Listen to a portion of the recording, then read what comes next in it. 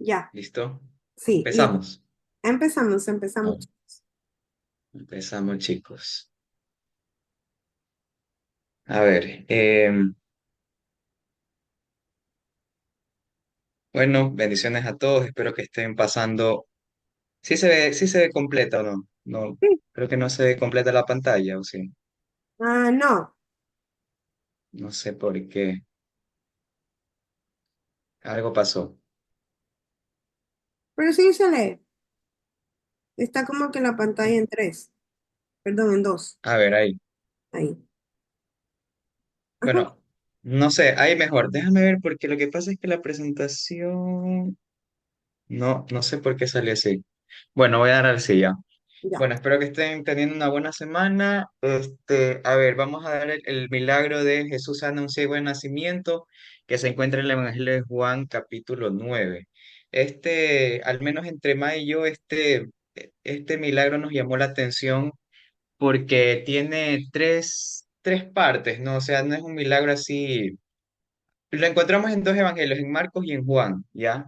Entonces en Marcos estaba así pequeño el pasaje, pero en Juan da muchos detalles que inclusive va más allá de un milagro a nivel físico, sino también a nivel espiritual, ¿no?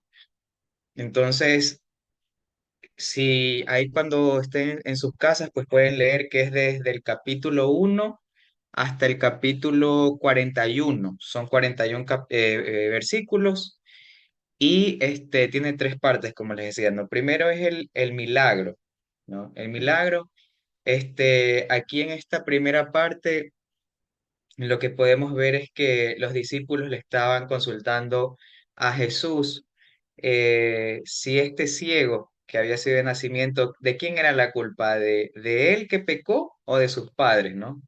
Entonces, llama la atención la respuesta que da Jesús, que dice, no, ninguno de ellos, sino que es para que las obras de Dios se manifiesten en él, ¿ya? Entonces aquí ya ocurre el milagro, dice que Jesús escupe en tierra, hace lodo con su saliva y se lo unta o se lo pone en los ojos del ciego y le dice que vaya a lavar al estanque de Siloé, ¿ya? ¿Qué significa enviado? Entonces se lava y ya ocurre el milagro y ya regresa bien.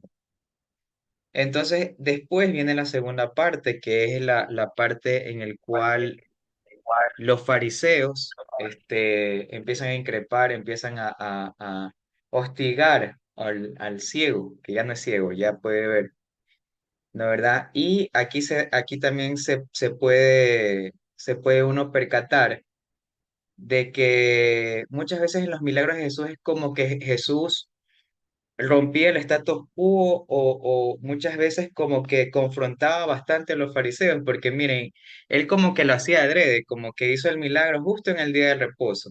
Y ustedes muchas veces han de haber visto que en la Biblia, que muchas veces Jesús se repite este patrón de aquí.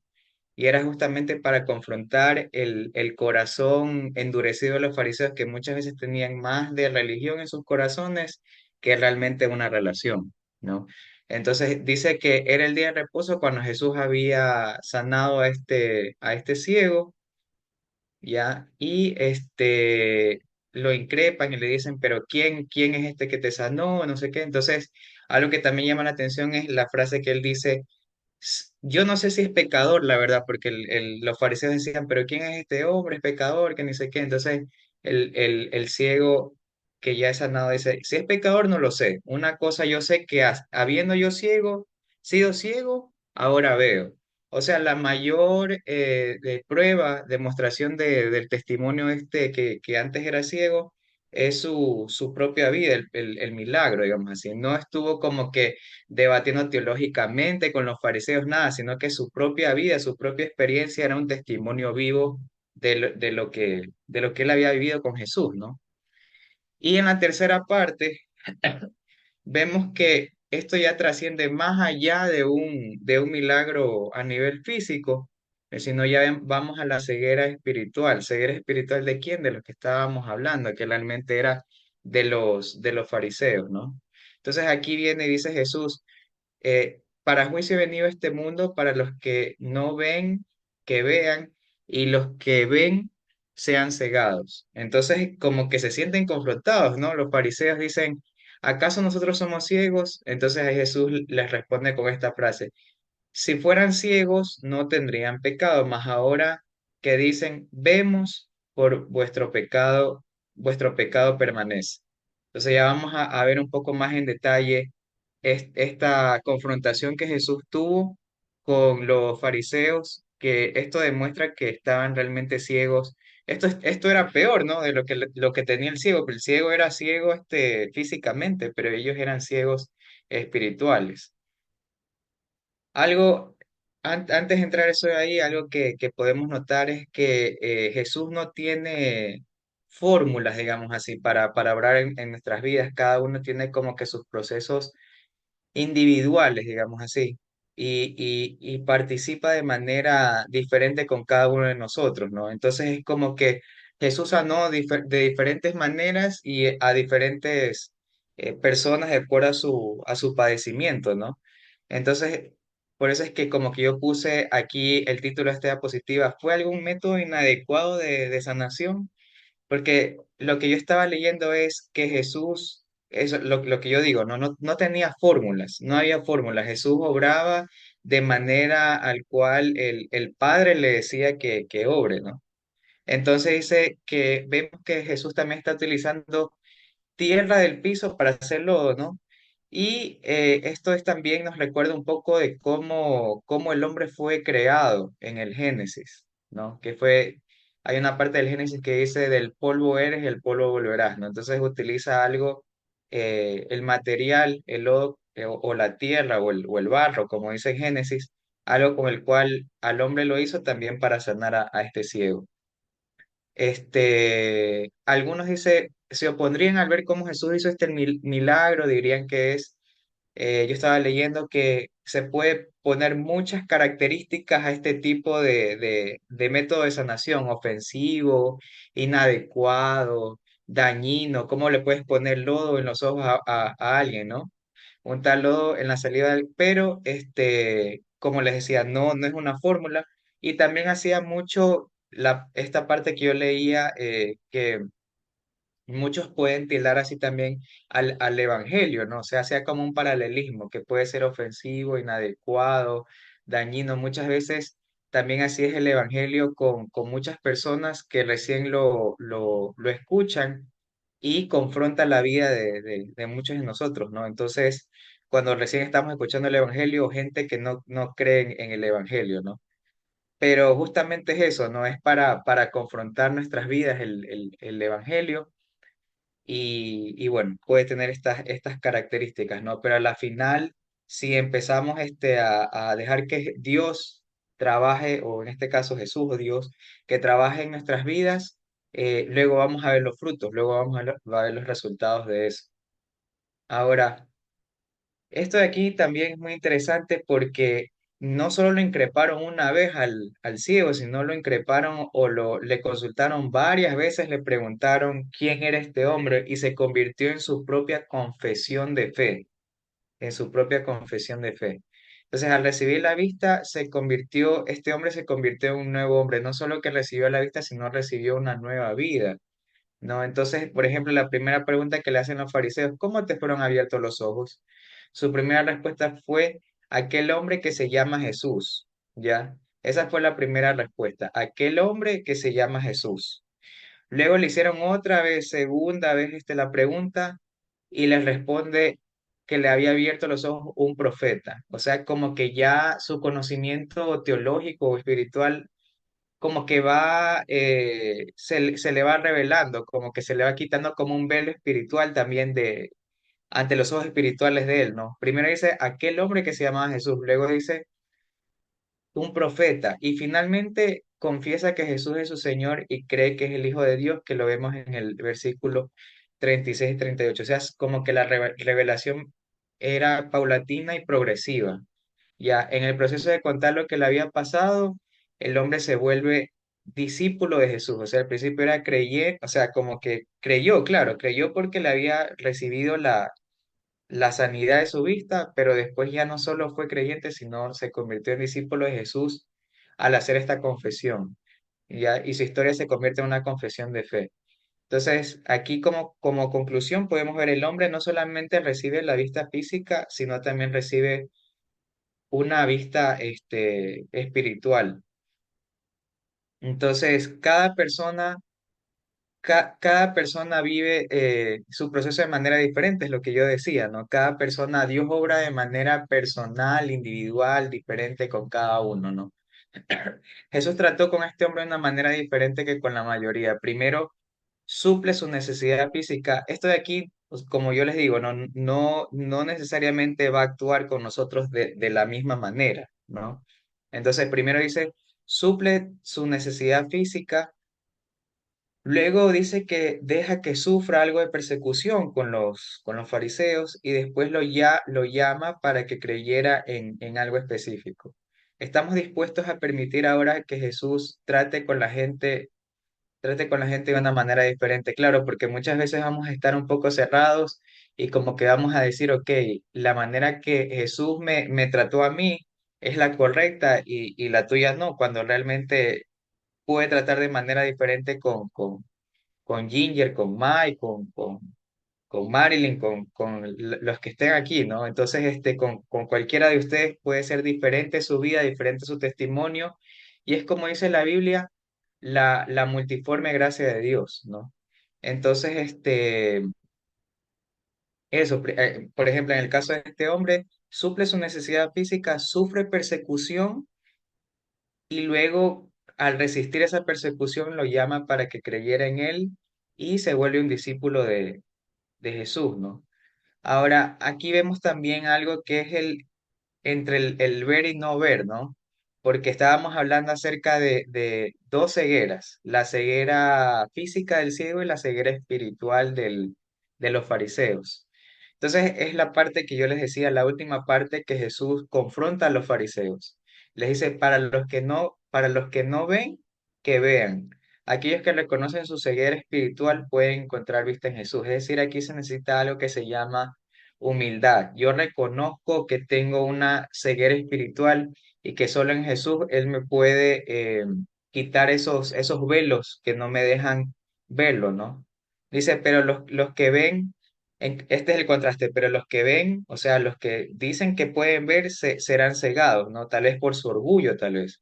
Es decir, aquellos que falsamente declaran que tienen vista espiritual serán cegados. Es lo que le pasaba a los fariseos que decían, ok, estoy bien en mi religión, cumpliendo todo, cumpliendo el día de reposo, y ponían cargas más fuertes a las personas, pero ellos decían que veían, pero realmente estaban siendo cegados y nunca pudieron ver a Jesús como el Hijo de Dios, ¿no?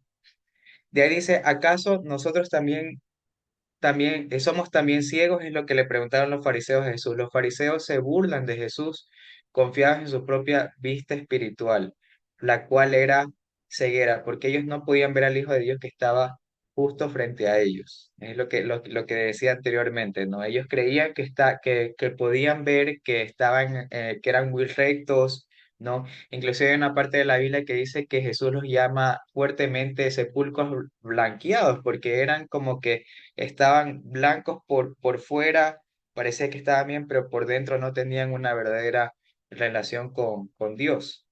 Dice, si fuerais ciegos no tendríais pecado. Ya, con eso termina la confrontación de Jesús hacia los fariseos. Dice, si los fariseos hubieran admitido su ceguera espiritual, lo que yo les decía, hubiesen tenido tal vez ese corazón duro, si hubiese ablandado, hubiesen tenido algo de humildad, hubiesen sido perdonados y liberados de esa ceguera, pero ellos no, ellos dijeron, sí vemos y su pecado permaneció, ¿no? Entonces, eso es lo que pudiera yo compartir. Ahí no sé si Mai me puedes ayudar con la siguiente parte. Claro que sí. Hola chicos, buenas noches. Qué gusto poder estar compartiendo con ustedes este espacio. Vamos a continuar con Daniel, como ya les dijo, nos llamó mucho la atención esta parábola del ciego por el hecho que implica muchas cosas, ¿verdad? Hay dos situaciones que ya vamos a ir también analizando, igual lo mencionó Daniel. ¿Cómo es el proceso de sanación de las almas ciegas? ¿Qué métodos, qué manera utilizó Jesús para sanar a estas almas, verdad? Em, Nosotros, por naturaleza pecaminosa, somos ciegos espirituales de nacimiento, ¿verdad?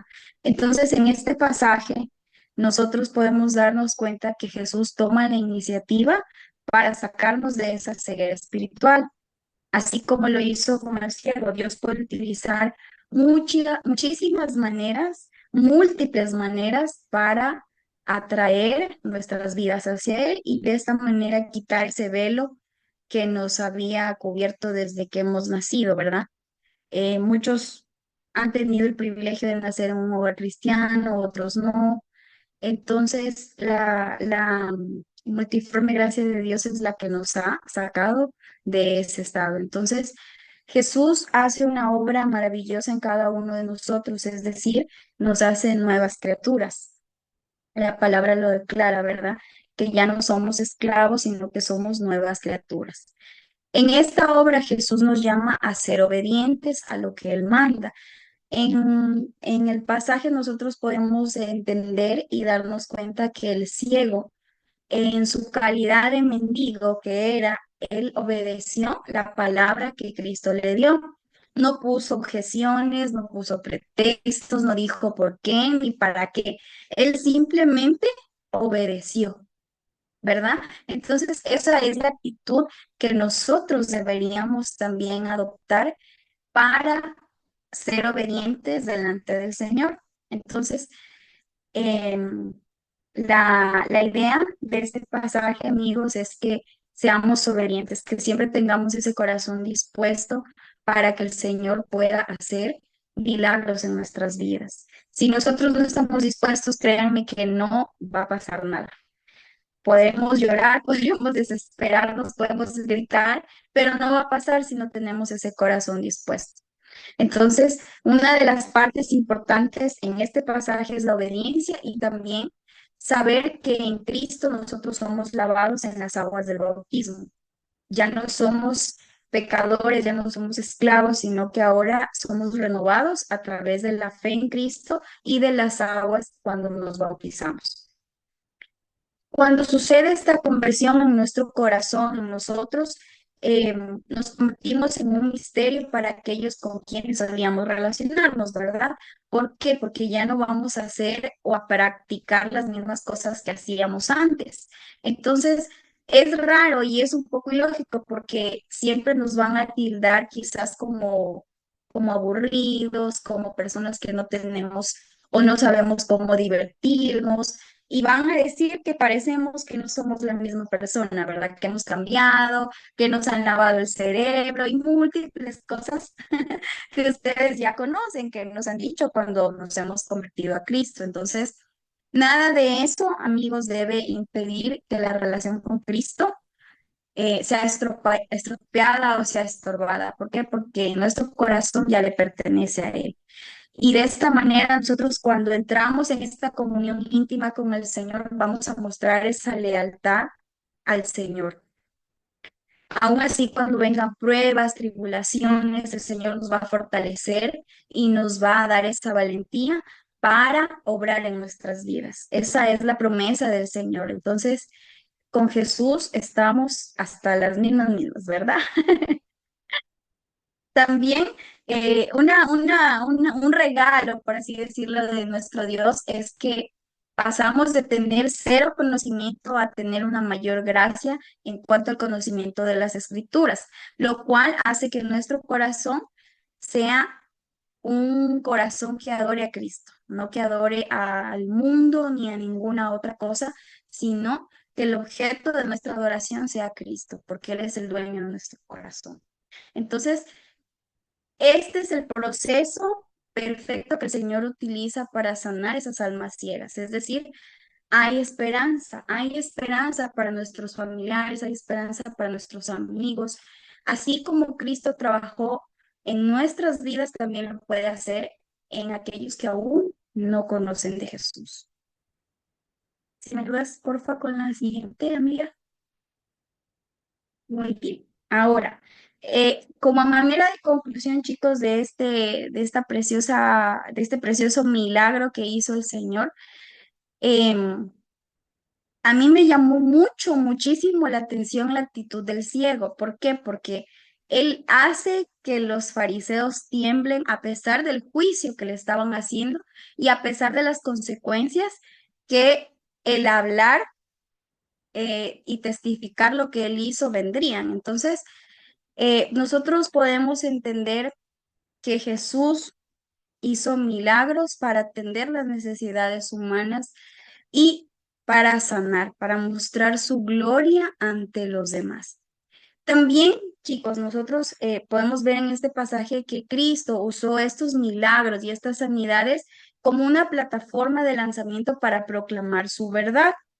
Recordemos que en el tiempo antiguo, los fariseos, los sacerdotes, todos los eruditos de la ley tenían su base en la ley mosaica.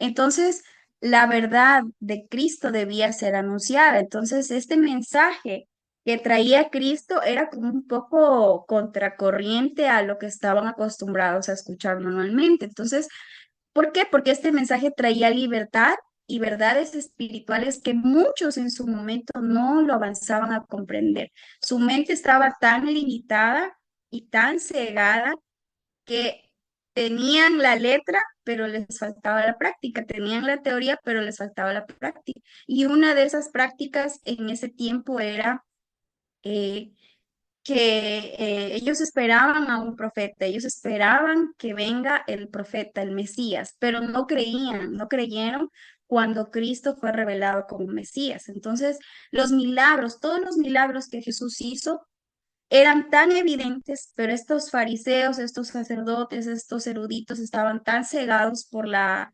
religiosidad en su tiempo que no se dieron cuenta de que Jesús era el Mesías. Y ustedes ya conocen el desenlace de la historia, ¿verdad? Fue juzgado, fue apedreado, fue crucificado, todo esto con el fin de ser nuestro Salvador, de darnos esa vida eterna. Entonces, podemos ver en esta historia del ciego que él sanó a un mendigo. Antes, en la costumbre antigua, las personas que tenían algún defecto físico eran relegados de la sociedad y eran destinados a mendigar. Entonces, esta persona, yo quisiera entrar como que en ese momento cuando él se encontró con Jesús, porque me parece tan maravilloso ese encuentro que él tuvo y el milagro que recibió, porque un ciego que fue de nacimiento y que jamás vio la luz ni el rostro de sus seres queridos, debió ser una alegría muy grande para él poder ver a su familia, poder ver la creación, poder ver tantas cosas que él había escuchado, porque él era ciego, no era sordo, pero ese momento exacto cuando sus ojos fueron abiertos debe ser algo totalmente increíble, totalmente maravilloso. Entonces, el Señor Jesús no solo trajo sanidad a su cuerpo, sino que también, como Daniel nos estaba comentando, trajo la sanidad a su alma. Entonces, es un milagro extraordinario y se puede ver que esta persona, que este mendigo, que este ciego, abrió su corazón para confesar con sus labios que Jesús era su Señor y su Salvador personal. Entonces, eh, este corazón dispuesto y obediente le llevó a una victoria mayor. Se fue este ciego con el milagro físico, pero también se fue a ser parte del rebaño de Cristo. Continuamos con la siguiente, mira. Entonces, queridos amigos, la conclusión final, el asunto del milagro no radicaba en lo que Jesús hizo, o sea, no radicaba en abrirle los ojos a un ciego de nacimiento, sino en cómo y cuándo lo hizo. Por eso era que los fariseos lo acusaban, porque fue en Sabbat, en el día de reposo. Y esa era como que la piedra en el zapato para ellos, porque en ese día nadie podía trabajar, nadie podía hacer nada porque era un día de reposo. Entonces los fariseos no vieron con agrado este milagro y lo tomaron como una excusa para hacer un juicio y llamaron a los papás del ciego llamaron a testificar al ciego. Y esto se convirtió en un juicio porque ellos consideraban que esto era ilegal, hacer una sanidad o un milagro en el día sábado, un día donde todos debían descansar. Entonces, ellos increparon a tal punto al mendigo con el único objetivo de intimidarlo o de hacerlo dudar. Pero lo que yo puedo destacar de de este ex ciego es que tuvo un carácter tan firme, pero tan firme que no se dejó amedrentar, porque él tranquilamente pudo decir otro nombre. No fue Jesús, fue un maestro de la ley, tal vez, pudo mentir, pero me encanta la actitud de esta persona porque fue valiente, tuvo una actitud de coraje, llena de valentía y les contó lo sucedido sin miedo, les contó su testimonio. El ciego en estos momentos tenía ya sus ojos abiertos y estaba hablando, estaba testificando del milagro que experimentó. Entonces, ese testimonio para él era su defensa, era su mayor legado y era su mayor baluarte porque estaba ante un juicio. Imagínense estar en un juicio y que estén ahí preguntándole varias veces, porque los fariseos le preguntaron 4 veces, cómo te sanó? ¿Cómo lo hizo? O sea, estaban a tal punto de enjuiciarlo con la finalidad de, valga la redundancia, emitir ese juicio y ellos acusar a Jesús. Entonces, podemos ver que Cristo nuevamente viene por su oveja perdida, viene por la oveja perdida, deja las 99, viene por esa ovejita. En este caso, vino, hizo el milagro de sanidad física, pero también este mendigo pasó a ser parte de su rebaño. Jesús se presentó como el Hijo de Dios y esta persona creyó, confió en Jesús, confió en la palabra de Cristo y le aceptó como su Salvador y le adoró y fue parte de su rebaño. Entonces, podemos ver, chicos, aquí la importancia de que el Señor puede hacer milagros, puede hacer maravillas, ¿verdad? Pero siempre y cuando nosotros tengamos ese corazón y ese oído dispuesto para escuchar y obedecer. Dios puede convertir los defectos de todos en algo bueno y que sean para la gloria de su nombre, no para nosotros, no para vanagloriarnos, no para alimentar nuestro ego ni nada, no, sino para la gloria de su nombre. Entonces, este pequeño estudio que hemos compartido con ustedes, esperamos que sea de gran bendición, que les edifique y que podamos poner en práctica, ¿verdad? Todas estas enseñanzas y estas actitudes que podamos ver de esta persona de carácter firme, que no se dejó amedrentar ante el juicio, que no se dejó intimidar y que pudo ser una persona valiente, una persona que se encargó de testificar ante todos de lo que el Señor Jesús había hecho con él. Finalmente, indagando un poco, podemos entender y saber que, que él fue expulsado o fue excomulgado de la sinagoga. Entonces, eh, es algo contradictorio, ¿verdad? Porque normalmente una persona que es excomulgada es retirada de la sociedad y es como ignorada. Pero el ciego encontró un rebaño donde ser acogido y cuidado. Encontró la mejor parte, como Jesús nos dice. Él encontró la mejor parte, encontró la comunión con Cristo y encontró algo que jamás pudo ser hallado dentro de las tradiciones judías. Entonces, chicos, em, yo les motivo a que busquemos esa obediencia genuina, esa obediencia sin reclamos, esa obediencia sin pretextos y que muchas veces el Señor tiene que trabajar en nuestro carácter, en nuestro orgullo, en nuestro ego, pero dejemos que sea Él el que tome el control y acordémonos que Él siempre va a venir por esa oveja perdida. Hay muchas ovejas que estando dentro del redil nos apartamos, pero siempre la misericordia del Señor es la que nos atrae hacia Él. Gracias, chicos.